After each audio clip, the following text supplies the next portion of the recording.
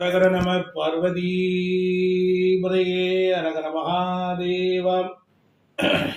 தென்னாடுடைய சிவனே போற்றி, எந்நாட்டவர்க்கும் விரிவா போற்றி. ஓம் சுக்லாம்பரதரம் விஷ்ணும் சசிவர்ணம் சதுர்புஜம் பிரசன்னவதனம் தியாயேது சர்வ விக்னோபசாந்தகே. ஐந்து கரத்தனை ஆணை முகத்தனை இந்தின் இளம்பிரை போலும் ஏற்றனை நந்தி மகந்தனை ஞானக் கொழுந்தினை புத்திகள் வைத்தனை போற்றுகின்றேனே. வணக்கம். எல்லாம் உள்ள என்னுடைய குருநாதர்களை அனைவரையும் வணங்கி ஜோதிட துளிகள் த கோல்டன் ரூல்ஸ் அப்படிங்கிறத பற்றி பார்க்குறோம். கொஞ்சம் ஸ்பீடாக சொல்கிற மாதிரி இருக்கும். எல்லாம் உள்ள விநாயகரை வணங்கி கொள்கிறேன். ஒரு ஜாதகத்தில் லக்னம் கெட்டு போனால், லக்னாதிபதி கெட்டு போனால், லக்னம் மறைந்தால், லக்னாதிபதி பாவரோடு தொடர்பு கொண்டால் லக்னாதிபதி நீச்சமானால் அவர் வணங்க வேண்டியது என்ன? 18 புராணங்கள், இதிகாசங்கள், இவைகள் சாஸ்திரங்கள், வேதங்கள் எல்லாம் என்ன சொல்கிறது அப்படின்னா ஜோதிடம் புராணத்துக்குள்ளே இருக்குது. அப்போ லக்னம் கெட்டு போனால் என்ன செய்யணும்? விநாயகர் வழிபாடு லக்னத்தை காப்பாற்றி கொடுக்கும். இதுக்கு ஏதாவது லாஜிக் இருக்கா? இருக்குது. அப்போ தலை போனாலும் வேறு தலையை வைத்து பிழைத்தவர் விநாயகர். தலையே போனாலும் வேறு தலையை வைத்து வாழ்ந்து கொண்டிருப்பவர் கைலேங்கிரிநாதன், சிவபெருமானுடைய புத்திரன், பார்வதி பெற்றெடுத்த பிள்ளை விநாயகர். அப்போ சிவபெருமானுடைய பிள்ளைக்கே இந்த நிலை இருந்தால் அவருக்கே லக்கணம் சரியில்லை, அதனால தான் தலை போடுது. அப்போ லக்னம் என்றால் தலையை குறிக்கும். எப்படி இருக்கு சுப்பிரமணியம்? ரைட், அப்படியே மெயின்டைன் பண்ணுங்க. பரமேஸ்வரன் ஐயா எப்படி இருக்கு? Right right. அப்ப ஒரு மனிதன் ரைட் ரைட். அப்படியே வாங்க, எல்லாம் ஃபாலோ பண்ணிகிட்டே வாங்க. எல்லாம் என் குருநாதர் போட்ட பிச்சை பார்த்த சாரதியா உடைய மாணவன் என்பதில் பெருமை கொள்கிறேன். பரமேஸ்வரன் மாப்பிள்ளை என்பதில் பெருமை கொள்கிறேன். ஒரு ஜாதகத்தில் 5ஆம் இடம் என்பது எதை குறிக்கும் என்றால் வயிற்றை குறிக்கும். 5ஆம் இடம் என்றால் வயிறு. அப்போ வயிறு பெருத்த கடவுள் யாரு சொல்லுங்க, யாராவது ஒருத்தர். வயிறு பெருத்த கடவுள் விநாயகர். Very good. அப்ப 5ஆம் பாவாதிபதி எங்க உச்சம் அடைவார்? 5ஆம் பாவாதிபதி உச்சம் அடைவதே லக்னத்தில் தான். அப்ப 5 சூரியன் மேசத்தில் தான் உச்சம் அடைகிறார்.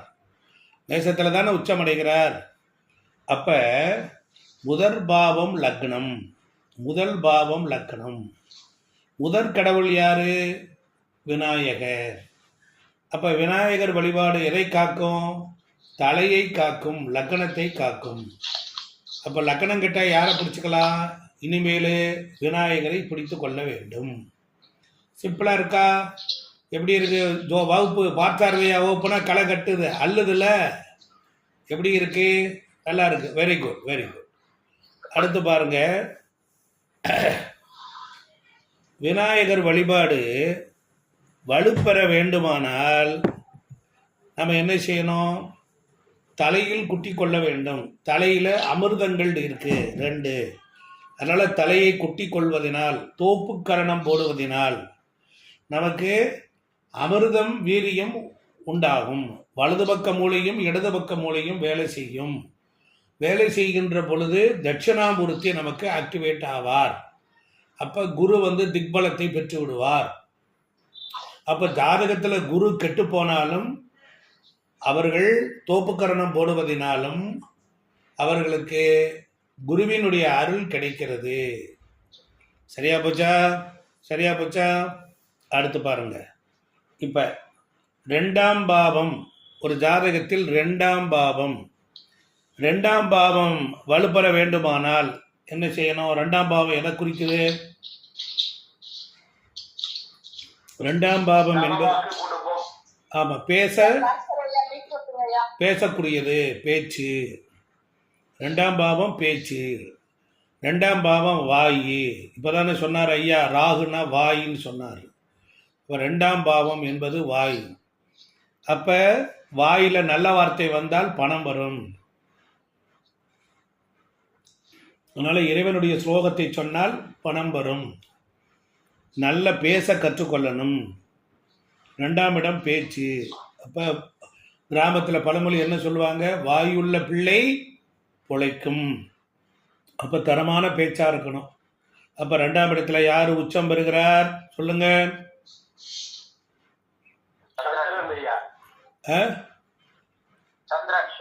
சந்திரன். ரைட். நீங்கள் 2 பேரை தவிர மற்ற ஆளுங்க பேசணும். நீங்கள் 2 பேரும் வாத்தியாருங்க, அதனால் மற்ற ஆளுங்க பேசணும், நான் அன்போடு எதிர்பார்க்குறேன். அப்போ ரெண்டாம் இடத்தில் உச்சம் அடைகிறவர் யாரு? சந்திரன். அப்போ ஒரு ரைட், போதும் போதும், ஒருத்தர் சொன்னால் போதும். ஆமாம். அப்புறம் ரெண்டாம் இடம் வந்து ஒருத்தருக்கு கெட்டு போச்சு. 2க்குரியவன் 8ல் மறைஞ்சிட்டான், 2க்குரியவன் அஸ்தங்கமாயிட்டான், 2க்குரியவன் ஏதோ ஒரு பக்கம் போய் காணா போயிட்டான், இல்லை வீணாக போயிட்டான். அப்போ நான் என்ன செய்யணும்? ரெண்டாம் இடத்தில் குரு பகவான். ரெண்டாம் இடத்துக்கு அதிபதி யாரு? குரு. இதனோட புது கூத்தா இருக்குன்னு நினைக்காதீங்க. 2 என்றால் தனம். அப்போ தனத்துக்கு அதிபதி யாரு? குரு பகவான். அப்போ அந்த வீட்டில் குழந்தைகளை அன்பாக வளர்த்தால் செல்வம் வீட்டிற்கு வரும். ரெண்டாம் இடம் அது காளை மாடு இருக்கிறது, ரோகிணி நட்சத்திரம் அங்கே இருக்கிறது. அப்பொழுது குழந்தை கிருஷ்ணனுடைய படமும் கிருஷ்ணர் வழிபாடும் உள்ள வீட்டில் ரெண்டாம் வீடு ஆக்டிவேட் ஆகும். ரெண்டாம் வீடு ஆக்டிவேட் ஆகும். அப்போ ரெண்டாம் இடத்துல யார் இருக்கு? வீட்டில் எப்பொழுதும் பால் இருக்கணும், தயிர் இருக்கணும், நெய் இருக்கணும், பால் பொருட்கள் இருக்கணும். இருந்தால் செல்வம் இருக்கும். ரெண்டாம் பாவம் வேலை செய்யும். இதெல்லாம் ஒரு கணக்கு. எப்படி இருக்கு?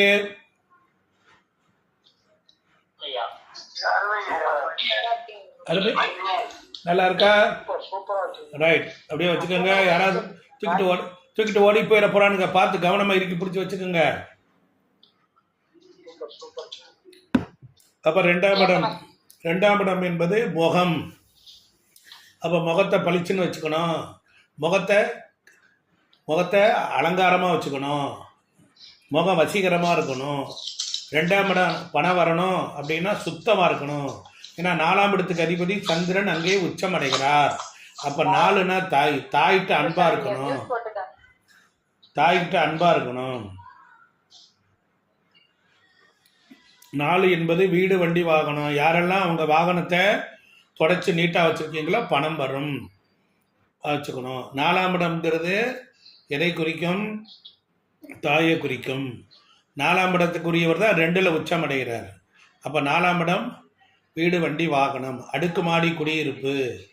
4 என்பது தண்ணீரை யாரெல்லாம் விரயம் பண்ணுறீங்களோ அவங்களுக்கு அதுதான் பாதகம். தண்ணீரை வீணாக்கக்கூடாதுன்னு சொன்ன லாஜிக்கே 4ஆம் இடம் என்பது நீர் இது கடகச்சந்திரன்.